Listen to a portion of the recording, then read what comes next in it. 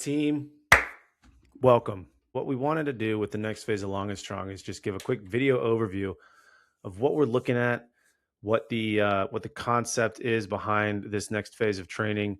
Give you, I guess, a peek behind the curtain in terms of what went into this next phase that we are calling FlexiBULL. If you've been with Long and Strong for any period of time, you'll probably have recognized that the last couple of phases have been a little bit experimental as we have started to unveil the 5 pillars of what goes into a lot of our program design. I will tell you that this upcoming phase is probably the most experimental Long and Strong training phase we have done in over 3 years of doing this. And hopefully you'll see why here in a second.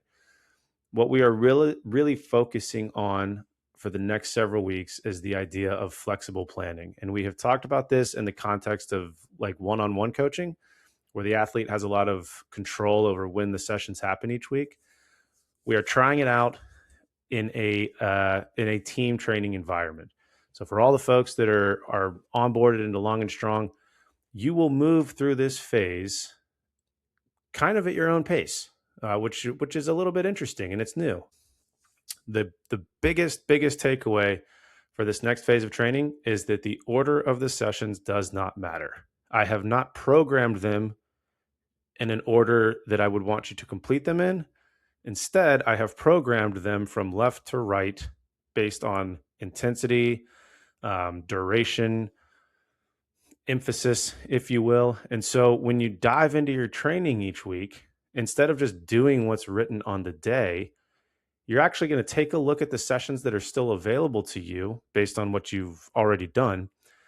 And then depending on how motivated you are, how recovered you are, what piques your fancy on any given day, you will choose from that menu of sessions and complete whatever's there. So just a quick overview of each one of the sessions. A standard kind of strength template here in terms of a lower body day and an upper body day. For the lower body day, we're sticking with the classics, a lot of unilateral work with the barbell reverse lunge, some single leg work to supplement that.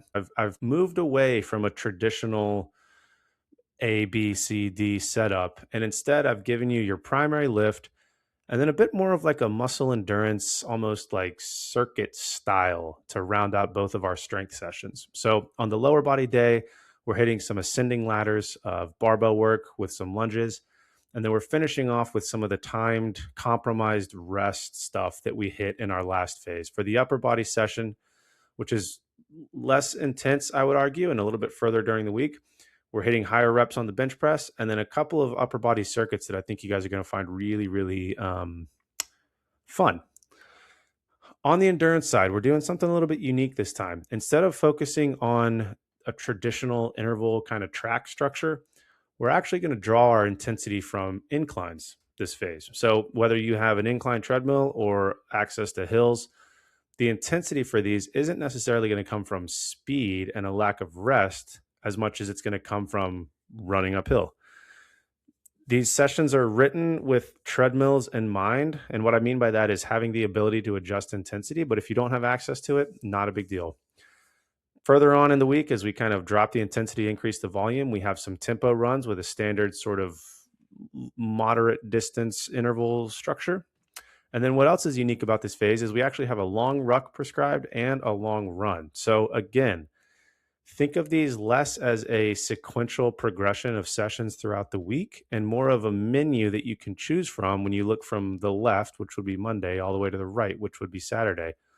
Higher intensity, kind of lower volume, either speed work or gym work. And then towards the end of the list, down to the bottom of the menu to the right, lower intensity, higher volume kind of aerobic type work. We talk about these 5 pillars all the time: the concurrent training, the athlete-centric stuff, the auto-regulation.